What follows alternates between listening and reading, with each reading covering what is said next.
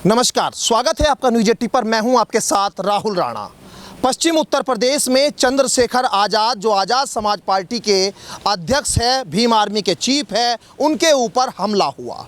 उन पर गोली चलाई गई और उसके बाद आरोपियों को पकड़ा भी गया। कहीं ना कहीं इस खुलासे के बाद से चंद्रशेखर आज़ाद असंतुष्ट नजर आए। कई पुलिस पर सवाल या निशान खड़े किए, लेकिन इस बीच में जो सबसे बड़ा सवाल उन्होंने उठाया खुद की सुरक्षा को लेकर, और उसी को लेकर अब 21 जुलाई को दिल्ली में जयंत चौधरी और चंद्रशेखर आज़ाद मिलकर धरना प्रदर्शन करेंगे।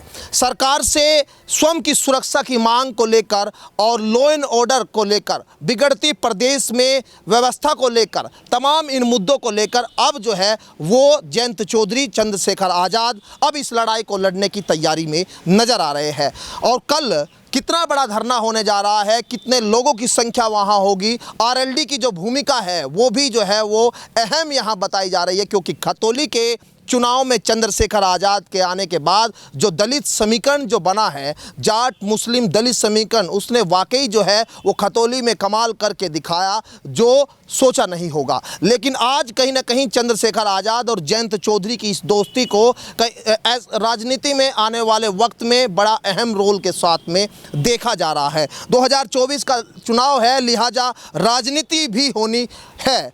ऐसे में सवाल ये है कि क्या जो दिल्ली में अब ये आंदोलन होने जा रहा है, धरना प्रदर्शन होगा, उसकी तैयारी के लिए आरएलडी ने क्या प्लान बनाया है। मेरे साथ बातचीत करने के लिए आरएलडी के विधायक है प्रसन्न चौधरी शामली से। मैं आपसे समझना चाहता हूँ, 21 तारीख को लेकर एक बड़ी जो है तैयारी आप लोगों की नज़र आ रही है, क्या कुछ आप लोग करने जा रहे हैं?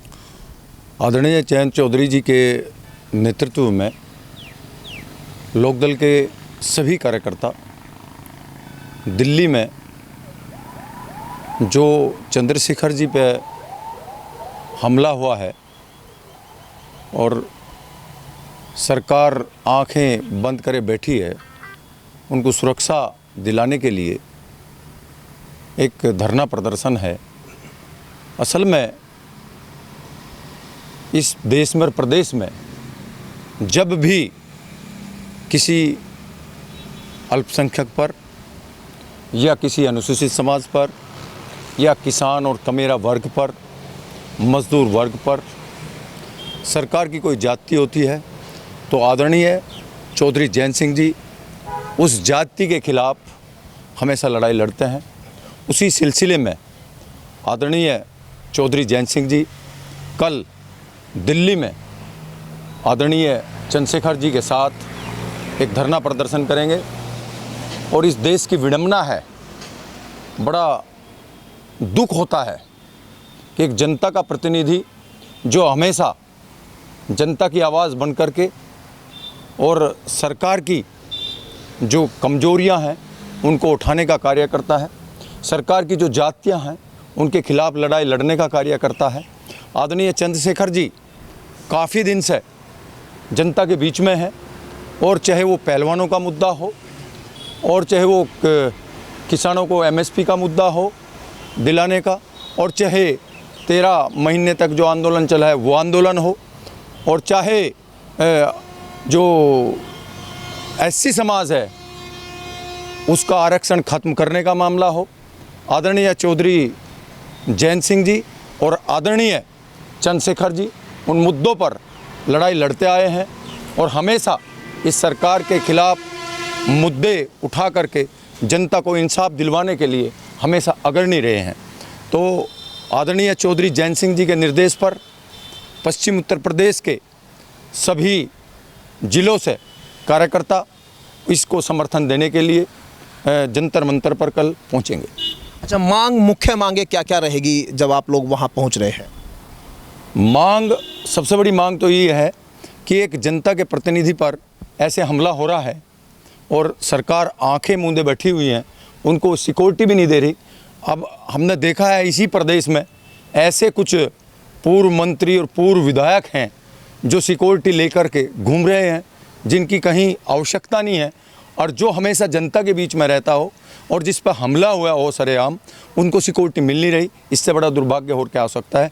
मेन मांग तो यही होगी कि आदरणीय चंद्रशेखर जी को सिक्योरिटी मिले और मुद्दे बहुत से हैं जो सरकार के खिलाफ एजेंडे हैं, उनको उठाने का हमारे नेता कार्य करेंगे और जनता उनका समर्थन करेगी, कार्यकर्ता उनका समर्थन करेंगे। अच्छा, आरएलडी के जो तमाम विधायक हैं, क्या वो सब वहाँ पहुँच रहे हैं? जैसे आज़ाद समाज पार्टी के लोग भी वहाँ पहुँच रहे हैं, बैनर पोस्टर लगाए गए कि वहाँ हज़ारों की संख्या में, बड़ी संख्या में आप लोग, ऐसा कुछ है कि सभी विधायक वहाँ पहुँचेंगे, सभी पदाधिकारी पहुँच रहे हैं?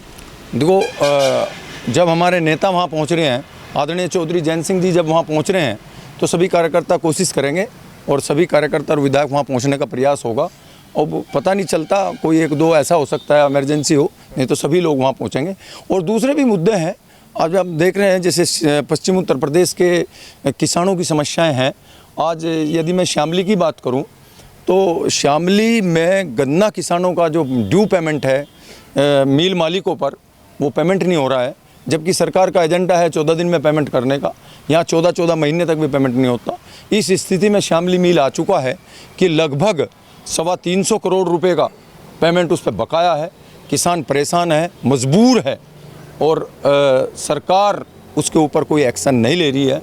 दूसरा एमएसपी का मुद्दा है, तीसरा नौजवानों का मुद्दा है। तो मुद्दे तो बहुत हैं जिन पर संघर्ष करना है और हमारे नेता इसमें अग्रणी है और जो भी वो फैसला लेंगे, कार्यकर्ता वहाँ जमकर पहुँचेगा और बड़ा प्रोग्राम होगा। हज़ारों की संख्या नहीं, कम से कम 15 से 20 हज़ार आदमी वहाँ पहुँचने की उम्मीद है।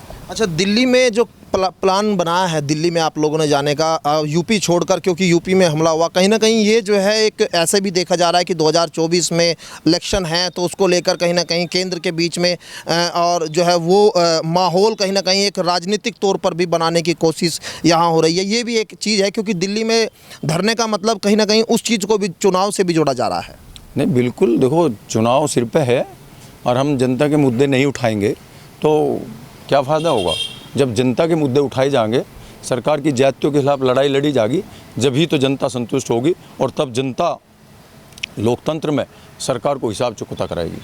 चलिए, बहुत शुक्रिया तमाम बातचीत करने के लिए। आरएलडी विधायक प्रसन्न चौधरी लगातार जो है वो बता रहे थे कि क्या आरएलडी का प्लान 21 जुलाई को होने जा रहा है। चंद्रशेखर आज़ाद और जयंत चौधरी की ये जोड़ी खतौली के बाद अब दिल्ली में नजर आएगी और ये जोड़ी आगे आने वाले 2024 के चुनाव में भी साथ होगी। क्या कुछ जो है आगे की रणनीति है, उस तमाम चीज़ों पर कहीं ना कहीं अब एक तरह से आंदोलन से 2024 के बिसात जो है, अब चंद्रशेखर आज़ाद और जयंत चौधरी आरएलडी ने अब मिलकर बेछानी शुरू कर दी है। ऐसे में कहीं ना कहीं सरकार की एक बार फिर मुश्किलें दिल्ली से बढ़ने वाली है। मेरे सहयोगी अमित के साथ मैं राहुल राणा, न्यूज़ 18 शामली।